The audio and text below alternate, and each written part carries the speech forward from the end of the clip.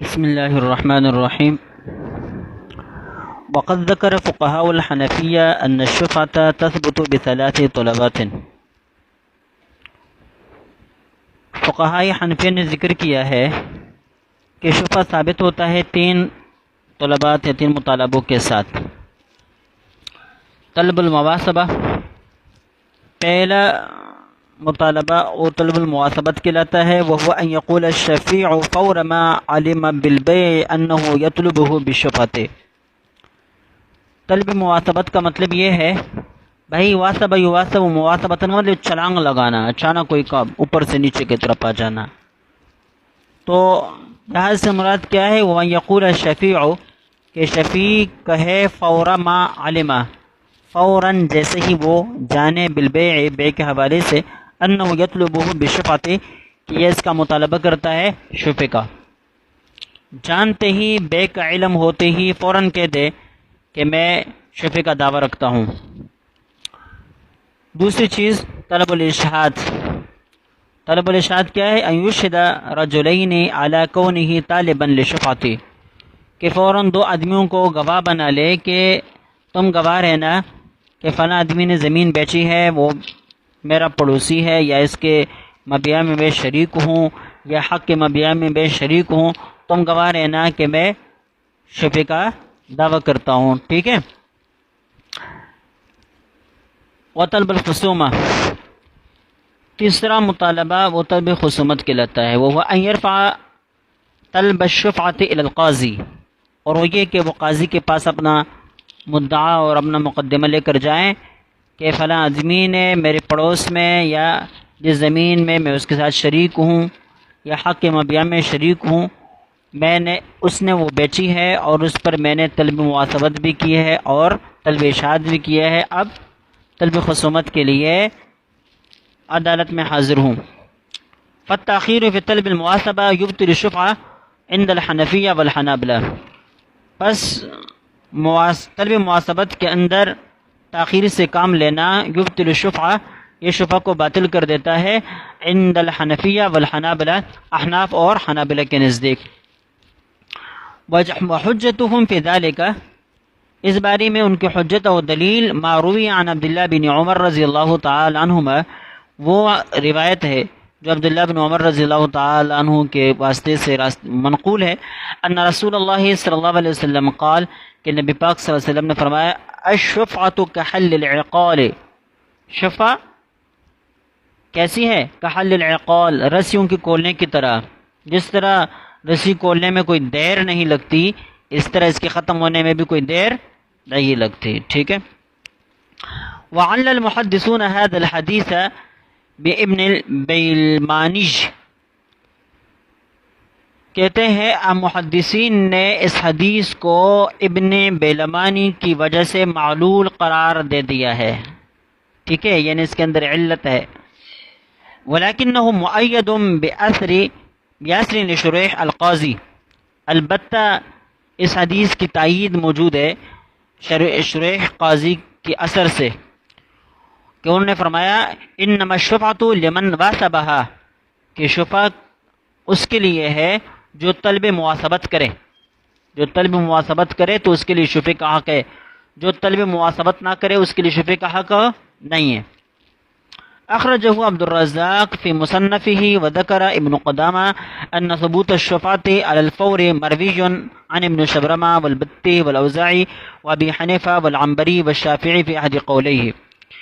ابن قدامہ نے ذکر کیا ہے کہ شفع کا ثبوت علی الفور کہ شفع کا ثبوت علی الفور ہے. یہ بات مروی عن ابن شبرمہ سے بھی مروی ہے، بتی سے بھی مروی ہے، اوزاعی سے، امام ابو حنیفہ سے، عنبری سے، امام شافعی رحمہ اللہ کے دو اقوال میں سے ایک کے اندر. وذکر النووی رحمہ اللہ امام نووی رحمہ اللہ نے ذکر کیا انہ قول الشافعی فی الجدید کہ یہ امام شافعی رحمہ اللہ کا جدید قول ہے. قال رحمہ اللہ الازہر المنصوص فی الکتب الجدیدہ، ظاہر جو کتب جدیدہ کے اندر منصوص ہے وہ یہ ہے ان الشفعۃ علی الفور کہ شفع علی الفور ہوگا. فوراً اگر شفع کا دعویٰ کر دیا تو قبول ہے، ورنہ بعد میں شفع نہیں کر سکتا. وإن اتفاق هؤلاء الفقهاء على ذلك يدل على أن الحديث والأثر لهما أصل عندهم. علماء کا اس بات پر اتفاق کرنا اس بات پر دلالت کرتا ہے کہ ان الحدیث والأثر لهما اصل عندهم، کہ اس حدیث اور اس اثر کے لیے ان کے یہاں کوئی نہ کوئی اصل موجود ہے.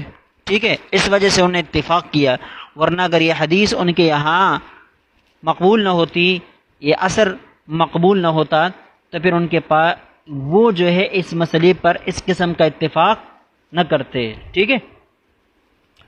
والمعنی فی اشتراط الفور، اشتراط فور کا مطلب اور معنی ان الشفعۃ لم تشرع لاجل اثراء الشفیع بمملکات جدیدۃ. یہ بہت اہم بات ہے. شفع اس لیے مشروع نہیں ہے لاجل اثراء الشفیع، کہ شفیع کو اور صاحب ثروت بنایا جائے، اس کو مالدار بنایا جائے، بمملکات جدیدۃ، نئی نئی ملکیتوں کے ساتھ. ابھی تک تھوڑی زمین کا مالک تھا، شفیع کی وجہ سے اور زمین پر دعویٰ کر لیا اور اس کو لے لیا. پہلے چھوٹا سا جاگیردار تھا، اب بڑا جاگیردار بن گیا. کسی کو جاگیردار بنانے کے لیے شریعت نے شفیع کا حکم نہیں دیا، اس کو مشروع قرار نہیں دیا. وإنما شرعت لدفع الضرر عنه، اس کی وجہ صرف اور صرف اس سے ضرر اور تکلیف کو دفع کرنا ہے.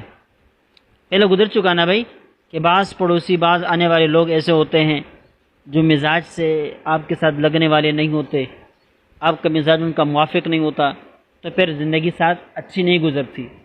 تو ایسی حالت سے آپ نے آپ کو روکنے کے لیے پہلے سے شریعت نے بتلا دیا کہ آپ شفیع کا دعویٰ کریں، تاکہ اس قسم کے لوگ جو آپ کے مزاج کے موافق نہیں ہیں آپ کے پڑوسی نہ بنیں. ٹھیک ہے. وَالضَّرَرُ أَمْرٌ لَا يَنْضَبِطُ، جبکہ ضرر ایک ایسا معاملہ ہے جس کو کسی قاعدے میں ضبط نہیں کیا جا سکتا، اس کو کسی قاعدے میں ضبط نہیں کیا جا سکتا. فجعلت الشریعۃ علامۃ ذلک، تو شریعت نے اس کی علامت یہ بنائی اللہ یتحمل الشفیع البیع الی آخر، کہ شفیع جو ہے بے کسی اور کی طرف منتقل ہونے کو برداشت نہ کرے بس.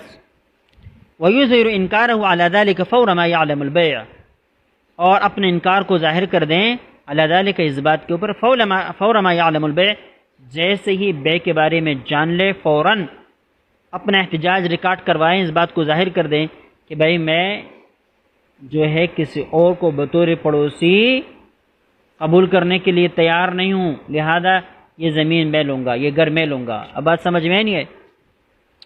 فإنه دلالة على أنه يتضرر بذلك، تو یہ دلالت ہوگی اس بات کے اوپر کہ اس سے دوسرے آدمی کے آنے کی وجہ سے ضرر ہے، تکلیف ہے، اس وجہ سے یہ کیا کر رہا ہے، فوراً وہ طلب مواصبت کر رہا ہے، اپنے شفیع کا اظہار کر رہا ہے. ٹھیک ہے. اذا ثبتت الشفعۃ، جب شفع ثابت ہو جائے، فإن الشفیع یشتری من المشتری الاول، تو اب کیا کرے گا، شفیع جو ہے مشتری اول سے اس زمین کو لے لے گا یا اس گھر کو لے لے گا. فیصیر المشتری الاول بائعا فی حق الشفیع، یہ جو مشتری اول ہے جس نے بائع سے یہ زمین یا گھر وغیرہ لے لیا ہے، یہ بائع بن جائے گا فی حق شفیع، شفیع کے حق میں. گویا کہ اب شفیع کس سے لے رہا ہے، مشتری اول سے لے رہا ہے. تو اب شفیع مشتری اور مشتری اول بائع. ٹھیک ہے. قال السرخسی، علامہ سرخسی رحمہ اللہ فرماتے ہیں وَإِذَا أَخَذَ الشَّفِيعُ الدَّارَ مِنَ الْمُشْتَرِي، جب شفیع مشتری سے گھر کو لے لے، فَعُهْدَتُهُ وَزَمَانُ مَالِهِ عَلَى الْمُشْتَرِي، تو اس کی ساری ذمہ داریاں اور مال کا زمان مشتری ہی کے اوپر ہے. کیوں؟ لِأَنَّهُ يَتَمَلَّكُ الدَّارَ عَلَيْهِ، اس لیے کہ وہ گھر کا مالک بن چکا ہے اس وجہ سے. وَيَدْفَعُ الثَّمَنَ إِلَيْهِ، اور وہ ثمن بھی دے چکا، ثمن بھی اسی کو دے گا. فهو في حقه بمنزلة البائع مع المشتری، تو بس یہ جو شفیع ہے یہ بمنزلة البائع نہیں، فهو في حقه بمنزلة البائع مع المشتری،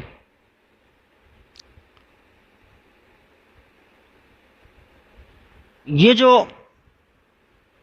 کیا ہے، یہ مشتری اول جو ہے یہ اس کی حیثیت ایسی ہے جیسے کہ بائع کی حیثیت مشتری کے ساتھ ہوتی ہے، جیسے کہ بائع کی حیثیت مشتری کے ساتھ ہوتی ہے، یعنی شفیع اور مشتری ثانی ان دونوں کی حیثیت ایسی ہے جیسے کہ بائع اور مشتری کی، جیسے کہ بائع اور مشتری کی۔ فإن كان المشتری الاول قبض المبيع، اب آگے ہم دیکھیں گے اگر مشتری اول نے مبیع کے اوپر قبضہ کیا ہے تو فإن الشفیع یأخذه منه، تو اب کیا کرے گا؟ شفیع اسی سے لے گا کیونکہ اب مبیع اسی کے ہاتھ میں ہے۔ ويدفع إليه الثمن، اور اسی کو پیسے دے گا کیونکہ پیسے وہ دے کر بائع سے لے چکا ہے، اب شفیع سے لینا چاہتا ہے تو پیسے کس کو دے دیں؟ اسی مشتری کو دے دے۔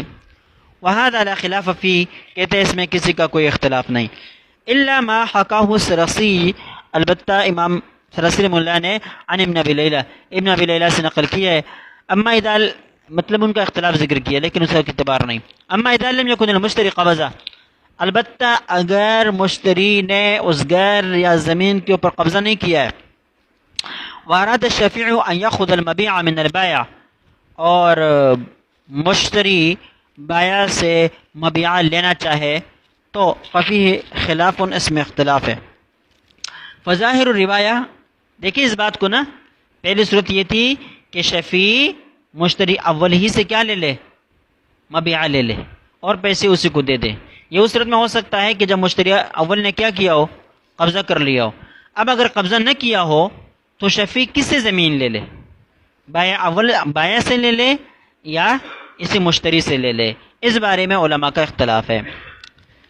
وظاہر الروایہ عند الحنفیہ، احناف کی یہاں ظاہر روایہ یہ ہے ان الشفیع یاخذہ من البائع، کہ شفیع زمین کو بائع ہی سے لے گا، وعہدتہ وضمان مالہ علی البائع، اس کی ساری ذمہ داریاں، مال کی ضمانت بائع ہی کے اوپر ہے کہ یہ بائع ہی کیا کرے گا؟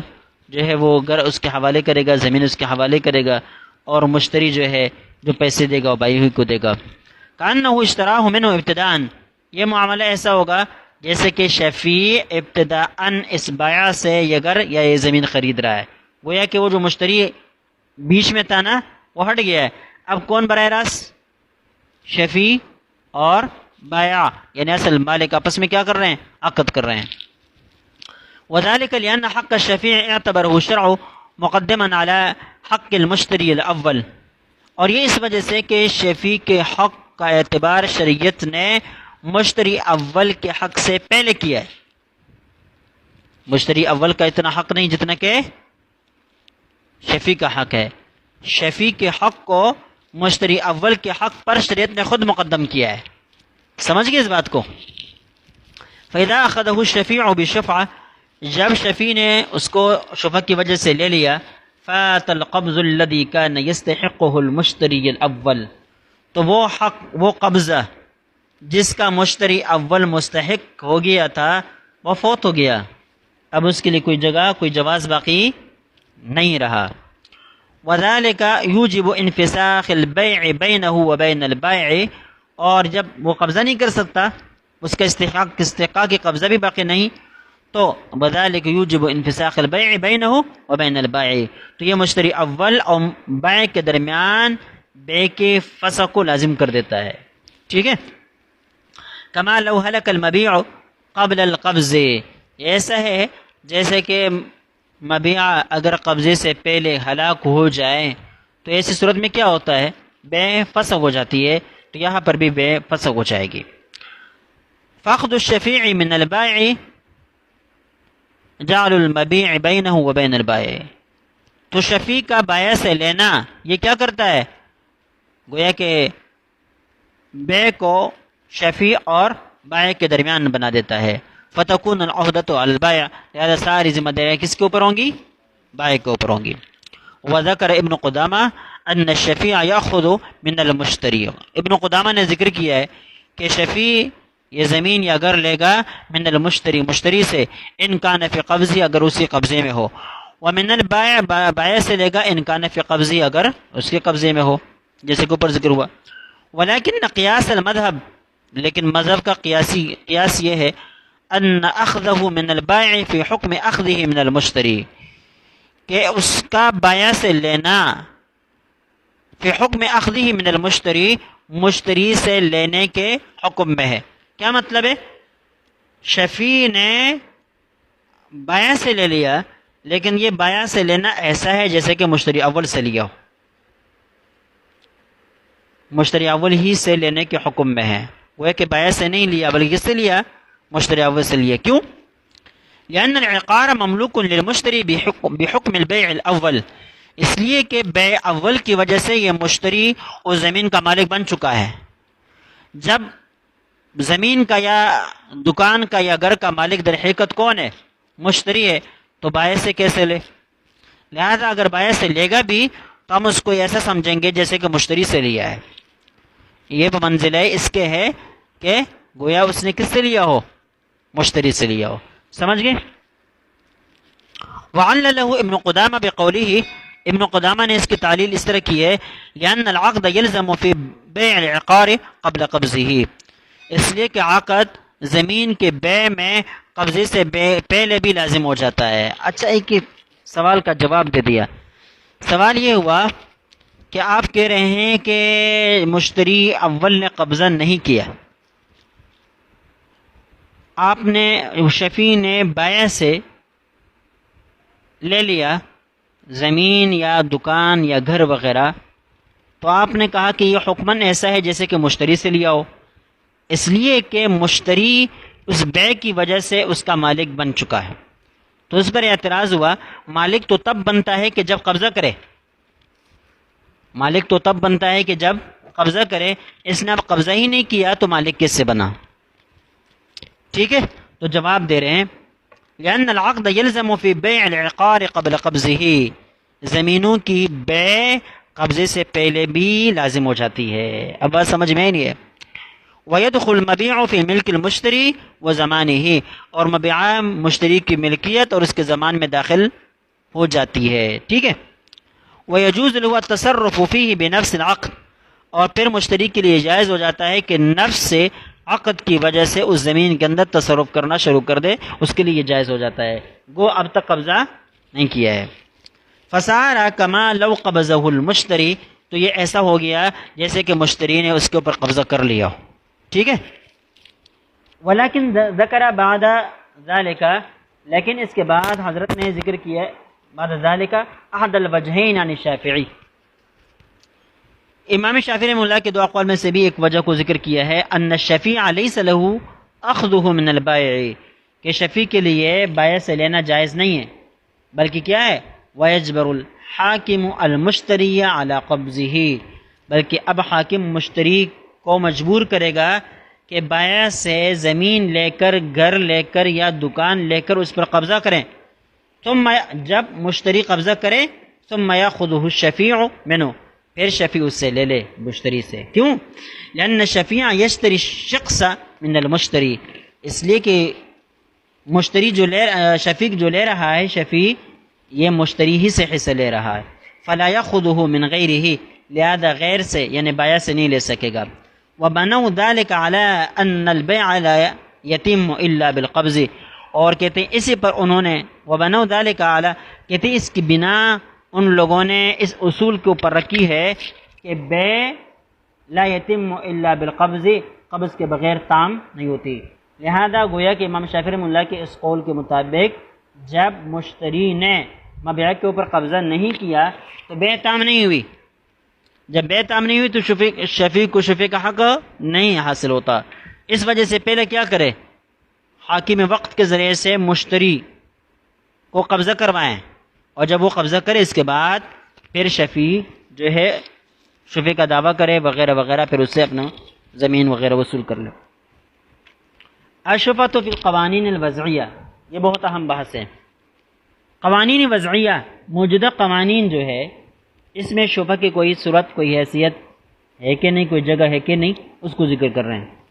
تبین مما ذکرنا ان الشفعۃ فی الشریعۃ الاسلامیہ شرعت علی خلاف الاصل، یہ بات جو ہم نے ذکر کیا اس سے واضح ہو چکی کہ ان الشفعۃ فی الشریعۃ الاسلامیہ، شریعت اسلامیہ میں شفعہ کی حیثیت شریعت علی خلاف الاصل، یہ خلاف اصل مشروع ہے، یعنی قیاس کا تقاضا تو یہ ہے کہ شفعہ نہیں ہونا چاہیے، لیکن یہ خلاف قیاس، خلاف اصل یہ مشروع قرار دے دیا گیا ہے. کیوں؟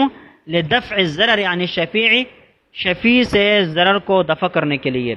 ولیس مقصوده ان يسد الشفیع باب البيع بین المتعاقدین مترازیین لمجرد ان یکثر فی متملکاته. اس کا مقصد یہ نہیں ہے کہ شفیع بیع کے دروازے کو بند کر لیں بین متعاقدین، ایسے دو متعاقدین کے درمیان، مترازیین جو آپس میں راضی بھی ہے، لمجرد ان یکثر فی متملکاته، صرف اس مقصد کے لیے کہ اپنے متملکات، اپنی جائیداد کے اندر کثرت پیدا کریں، صرف اس لیے یہ مشروع نہیں ہے. اما ما قد یسمى شفعة فی القوانین الوضعیہ، ہاں وہ جو جس کو شفع کہا جاتا ہے قوانین وضعیہ کے اندر باسم پری ایمنیشن، یہ لفظ قوانین وضعیہ کے اندر شفع کے لیے استعمال ہوتا ہے. قوانین وضعیہ کے اندر یہ لفظ پری ایمنیشن لفظ جو ہے قوانین وضعیہ کے اندر شفع کے لیے استعمال ہوتا ہے. حضرت کہتے ہیں فالمقصود منه یختلف عن مقصود الشریعۃ الاسلامیہ. یہ پری ایمنیشن کی جو اصطلاح ہے اس کا اور شریعت کا جو شفع ہے اس میں اختلاف ہے، دونوں کے مقاصد میں فرق ہے. دونوں کے مقاصد میں کیا ہے؟ فرق ہے. ان پری ایمنیشن قد استخدم فی القوانین الوضعیہ بطرق مختلفۃ، یہ پری ایمنیشن والی جو اصطلاح ہے قوانین وضعیہ کے اندر اس سے مختلف طریقوں سے کام لیا گیا ہے. قوانین وضعیہ کے اندر اس اصطلاح سے مختلف طریقوں پر کام لیا گیا ہے، یعنی مختلف مقاصد کے لیے اس کو استعمال کیا گیا ہے. ان طریقوں میں سے ایک یہ ہے ومنها ان قوانین فی امریکہ و استرالیا اعطت حق شراء الاراضی المبات المقفرہ للذین احیوها، کہ قوانین وضعیہ نے امریکہ اور آسٹریلیا کے اندر اعطت حق شراء الاراضی الموات المقفرہ، یہ جو غیر آباد زمینیں ہیں، اراضی الموات اس کو کہتے ہیں، المقفرہ خالی ہے، ویران پڑی ہے، للذین احیوها ان لوگوں کو اجازت دی ہے، حق دیا ہے کہ اس کو خریدیں. کن کو اجازت دی ہے؟ حق دیا ہے جنہوں نے ان زمینوں کو آباد کیا ہے، قابل کاشت بنایا ہے. وہ اس کے مالک نہیں بنتے، وہ اس کے مالک نہیں بنتے، صرف خریداری کے مستحق بن جاتے ہیں قوانین وضعیہ کے مطابق. یہ بہت اہم بات ہے بھائی. آج کل گوٹ آباد ہو رہے ہیں، لوگ جو ہے نا زمینوں پر قبضہ کر رہے ہیں، اس کو آباد کر رہے ہیں، بیچ رہے ہیں، تو اب ان کا کیا حکم ہوگا؟ ٹھیک ہے، تو اب قوانین وضعیہ کہتے ہیں کہ جس شخص نے کوئی زمین آباد کی، اس کو قابل کاشت بنایا یا اس کو قابل تعمیرات بنایا، قابل آبادی بنایا، تو وہ شخص اس زمین کا مالک نہیں بنا، البتہ یہ شخص حق اولیت رکھتا ہے کہ اس زمین کو خریدیں بنسبت دوسرے لوگوں کے. مثلا میں نے کوئی غیر آباد زمین آباد کر دی، قوانین وضعیہ کے مطابق وہ میری نہیں بنی، البتہ اتنی سی بات ہے کہ جب حکومت اس زمین کو بیچے گی تو سب سے پہلے مستحق اس کی خریداری کا میں ہوں گا. سمجھ گئے؟ یہ حق دے رہا ہے بس. اچھا، فالاراضی الموات، بس یہ جو خراب زمینیں اب المقفرہ، یہ جو ویران خالی پڑی ہوئی زمینیں ہیں، تعتبر مملوکۃ للحکومت، یہ در حقیقت حکومت کی مملوکہ ہے، حسب القوانین الوضعیہ، قوانین وضعیہ کے مطابق. سمجھ گئے؟ جتنی بھی غیر آباد زمینیں ملک کے اندر ہے یہ حکومت کی ہے، ان کا اصول یہ ہے، ان کا اصول یہ ہے. لہذا جو بھی اس کو آباد کرے گا یا لینا چاہے گا تو حکومت سے خریدے گا، کوئی شخص آباد کر کے اس کا مالک نہیں بن بیٹھتا. ٹھیک ہے؟ ولا تزال الاراضی مملوکۃ للحکومت، اچھا نہیں، فإن أحياها الناس، اگر لوگ اس کو آباد کریں، فإنه لا يحصل لهم ملک بمجرد الإحیاء، تو صرف اس آباد کرنے کی وجہ سے لوگوں کی ملکیت اس کے اندر حاصل نہیں ہوتی. ولا تزال الاراضی مملوکۃ للحکومہ، اور یہ زمین حکومت ہی کی مملوک رہتی ہے. اچھا، وَيَحِقُّ لَهَا أَن تَبِيعَهَا، جب یہ حکومت ہی کی ملکیت ہے تو حکومت اس کو بیچ بھی سکتی ہے، اس کا حق ہے کہ اس کو بیچیں. وَالْعَادَةُ الْمُتَّبَعَةُ، اس میں عام طور پر جس عادت کی اتباع چل رہی ہے وہ یہ ہے أَن تُبَاعَ هَذِهِ الْأَرَاضِ بِالْمُزَايَدَةِ، ان زمینوں کو بیچا جاتا ہے بیع المزایدہ کے طور پر. ان زمینوں کو بیچا جاتا ہے بیع المزایدہ کے طور پر. فَإِذَا أَرَادَتِ الْحُكُومَةُ أَن تَبِيعَ تِلْكَ الْأَرَاضِيَ مُزَايَدَةً، جب حکومت وقت یہ ارادہ کرتی ہے کہ ان تبیع تلک الاراضی، کہ ان زمینوں کو بیچے مزایدتاً بیع مزایدہ کے طور پر، فقط اصدر قانون فی الولایات المتحدہ، تو ولایات متحدہ میں اس کے لیے قانون بنا دیا گیا ہے، جاری کیا گیا ہے، بأن الحکومۃ تعرض بیعها علی من احیاها قبل ان تعلن المزایدہ، کہ حکومت کیا کریں بأن الحکومت تعرض بیعها، اس کی بیع کو پیش کریں علی من احیاها، ان لوگوں کے اوپر جنہوں نے ان کو آباد کیا ہے، قبل ان تعلن المزایدہ، بیع المزایدہ کے اعلان کرنے سے پہلے.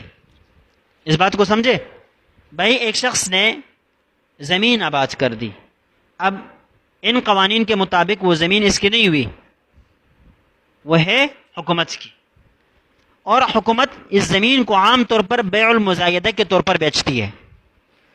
لیکن ولایات متحدہ میں اس کے لیے قانون بنایا گیا ہے کہ اگر حکومت وقت اب اس زمین کو بیچنا چاہے گی بیع مزایدہ کے طور پر، تو بیع المزایدہ کے اعلان کرنے سے پہلے ان لوگوں کو بتائے جنہوں نے اس کو آباد کیا ہے کہ یہ زمین آپ نے آباد کی ہے، اب ہم اس کو مزایدتاً بیچنا چاہتے ہیں، لیکن پہلے ہم آپ سے بات کر رہے ہیں کہ آپ لینا چاہتے ہیں یا نہیں لینا چاہتے. ہم نے اس کی اتنی قیمت مقرر کی ہے، اتنی قیمت پر اگر تم لینا چاہو تو لے لو، ہم بیع المزایدہ کا اعلان نہیں کریں گے، لیکن اگر تم نہیں لینا چاہو گے تو پھر ہم کیا کریں گے؟ بیع المزایدہ کا اعلان کریں گے. یہ صرف اور صرف حق کی اولیت دلاتا ہے. اب بات سمجھ میں آئی؟ فَإِن قَبِلَ الَّذِينَ أَحْيَوْهَا شِرَاءَ تِلْكَ الْأَرَاضِيَ بِثَمَنِ الْمُقَدَّرِ مِن قِبَلِ الْحُكُومَةِ، لہذا جن لوگوں نے زمین کو آباد کیا ہے ان لوگوں نے اس زمین کی خریداری کو قبول کیا بِثَمَنِ الْمُقَدَّرِ مِن قِبَلِ الْحُكُومَةِ، اس ثمن کے عوض جو حکومت نے اس کے لیے طے کر دیا ہے. حکومت وقت ان سے کہے گی کہ یہ زمین ہے جو تم لوگوں نے آباد کی ہے، اب چونکہ ملکیت ہماری ہے، ہم نے اس زمین کی قیمت 20 لاکھ لگائی ہے، لہذا اگر آپ لینا چاہتے تو آپ لے لیں، نہیں لینا چاہتے تو ہم بیع المزایدہ کے طور پر اعلان کر دیں گے، نیلامی کا اعلان کر دیں گے. سمجھ گئے؟ فَإِنَّهُمْ يُصْبِحُونَ مُلَّاكًا لِتِلْكَ الْأَرَاضِي، اچھا، فَإِنَّهُمْ يُصْبِحُونَ مُلَّاكًا لِتِلْكَ الْأَرَاضِي، پس وہ اگر وہ لے لیں گے نا تو اس زمین کے مالک بن جائیں گے. وَإِنَّ هَذَا الْحَقَّ الَّذِي اعْتَرَفَ بِهِ الْقَانُونُ، کہ یہ حق جس کا اعتراف خود قانون نے کیا ہے، یسمى پری ایمینیشن، جس قانون کو پری ایمینیشن کہا جاتا ہے، وَيُتَرْجَمُ أَحْيَانًا إِلَى الشُّفْعَةِ، کبھی کبھی اس کا ترجمہ شفعہ سے بھی کیا جاتا ہے. وَالْحَقِيقَةُ أَنَّهُ لَيْسَ شُفْعَةً بِالْمَعْنَى الْمَعْرُوفِ فِي الْفِقْهِ الْإِسْلَامِي، لیکن حقیقت یہ ہے کہ یہ شفعہ نہیں ہے. یعنی جو اصطلاح پری ایمینیشن کے نام سے قوانین وضعیہ کے اندر استعمال ہوتی ہے اور اس کا کبھی کبھی ترجمہ شفعہ کے ساتھ ہوتا ہے، کہتے ہیں یہ شرعی اور اسلامی شفعہ نہیں ہے، یہ بتلانا چاہتے ہیں. وَإِنَّمَا هُوَ حَقُّ أَوَّلِيَّةِ الشِّرَاءِ مِنَ الْحُكُومَةِ، یہ صرف اور صرف حکومت سے خریداری میں حق اولیت ہے، حق اولیت ہے. یہ حق اولیت، حق ازبقیت جو ہے نا، آگے اس کے باقی ویسے آتی ہیں. بدون ان یملک صاحب الحق ارضا مجاورۃ، بغیر اس کے کہ یہ صاحب حق ارضا مجاورۃ، ساتھ پڑوس میں لگی ہوئی زمین کا مالک ہو، او یکون شریکا فی الارض المبیعہ، یا اس جو زمین مبیعہ ہے اس میں کسی قسم کا شریک ہو. یعنی یہ آدمی جو شفیق کہلاتا ہے، پری ایمینیشن کی اصطلاح کے مطابق، عام قوانین کے مطابق اس کو شفیق کہا جاتا ہے. تو شفیق کے لیے لازمی ہے کہ بھئی پڑوس میں اس کی زمین ہو یا حق مبیع کے اندر شریک ہو یا نفس مبیع کے اندر شریک ہو، تو یہ آدمی تو نفس مبیع کے اندر بھی شریک نہیں، حق مبیع کے اندر بھی شریک نہیں، اور جار ملاصق بھی نہیں ہے، تو پھر یہ قوانین اس کو خریداری میں اولیت کیوں دیتے ہیں؟ اب بات سمجھ میں نہیں، شفیع کا نام اس کو پھر کیوں دیتے ہیں؟ شفیع کا نام اس کو نہیں دیا جا سکتا، اگر اس کو شفیع کہا بھی جاتا ہے تو یہ شرعی شفیع نہیں ہے، یہ صرف اور صرف حق اولیت ہے۔ کیا ہے؟ اب سمجھ گئے اس بات کو؟ اما فی شریعت الاسلامیہ فالارض المبات، شریعت اسلامی کے اندر جو مردہ زمینیں ہوتی ہیں لیست مملوکۃ للحکومت ولا لغیرہا، وہ زمین وہ حکومت کی مملوک نہیں ہوتی، یہ پوائنٹ کی بات ہے، وہ حکومت کی مملوک نہیں ہوتی، ولا لغیرہا، نہ کسی اور کی مملوک ہوتی ہے، ٹھیک ہے۔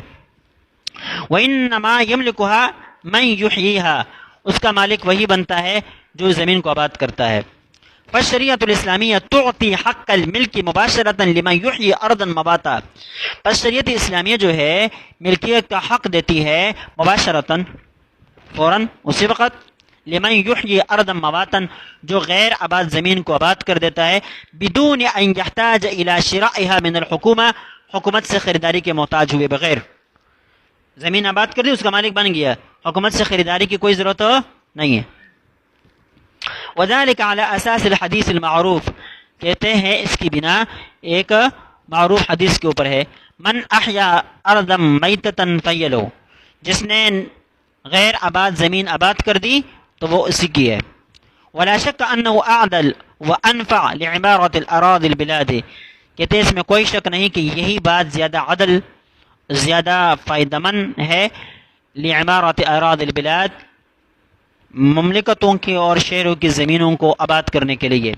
فإن القانون المذکور یجبر الذین احیوا ارضا مباتا على ان يبذلوا اموالهم وجهودهم مرتين، اس لیے کہ قانون مذکور جو قانون وضعی ہے یہ ان لوگوں کو دو بار مجبور کر دیتا ہے، احیوا ارضا مباتا، جن لوگوں نے اس غیر آباد زمین کو آباد کیا ہے، علی ان یبذلوا اموالہم، کہ پہلے تو یہ کہ وہ اپنے مال کو خرچ کر لیں، وجہودہم، اور اپنے محنتیں خرچ کر لیں، مرتين، دو بار، کیسے؟ قبل ان یملکوہا، تب جب اس کے مالک نہیں تھے، غیر زمین آباد کر دی، غیر آباد زمین آباد کر دی، اپنا خرچہ کیا، اپنے آپ کو تکایا، محنتیں لگائیں، اور مالک بھی نہیں بنے۔ مرتن عند احیائها، ایک تو یہ اس کو آباد کرنے کے وقت اپنی محنتیں لگائی اور جو ہے نا حکومت نے اس کے اوپر جبر کیا، ومرتن اخرى عند شرائها من الحکومہ، اور دوسرا جبر ان کے اوپر یہ ہے کہ آپ حکومت سے اس کو خریدیں ورنہ آپ مالک نہیں بن سکیں گے۔ وکان ہونا